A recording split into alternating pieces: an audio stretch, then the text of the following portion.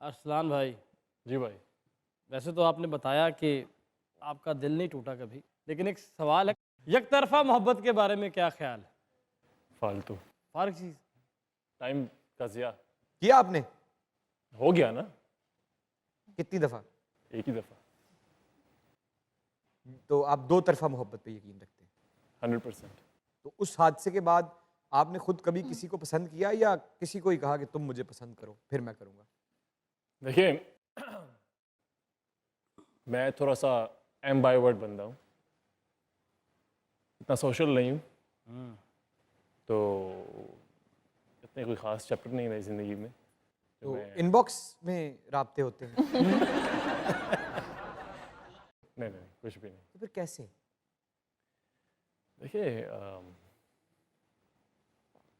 आप कहीं ट्रैवल कर रहे होते हैं तो आपको लोग मिलते हैं। लोग मिल जाते हैं।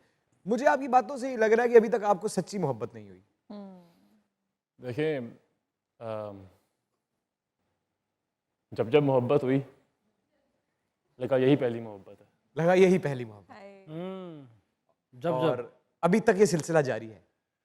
कायम दायमू फिलहाल तो। खैर, तो इसका मतलब है कि अभी तक आपको सच्ची मोहब्बत नहीं हुई, क्योंकि जब सच्ची मोहब्बत हो जाती है हाय हाय, तो वो तमाम दरवाजे जहां से किसी की अच्छाई नजर आती है, किसी का हुस्न नजर आता है, किसी की नज़ाकत नजर आती है, किसी की कंपैटिबिलिटी नजर आती है, वहां पर वो ताले लगते हैं जो जंग आलूद होते हैं और उनकी चाबियां समंदरों में फेंक दी जाती हैं। बेशक इमरान भाई बात भला क्या है, हम जिस प्रोफेशन में हैं हम सिर्फ किरदार निभाते नहीं हैं, किरदार पढ़ते भी हैं। वाह। ठीक है,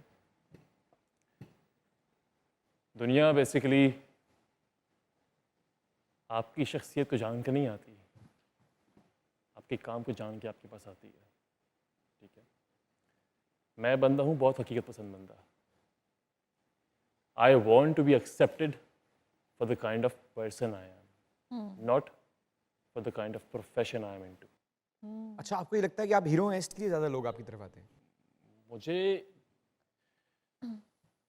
जितने भी लोग आपको अप्रोच करते हैं, ठीक है, किसी का कोई गर्ज नहीं है कि आप इंसान कैसे हो, मेजॉरिटी वाइज। मेजॉरिटी अब भी ऐसा होता है? अब की बात कर रहा हूँ। ठीक है, ओह, लोग समझते हैं हाँ टीवी पे आ रहा है, ठीक है, और मशहूर आदमी है।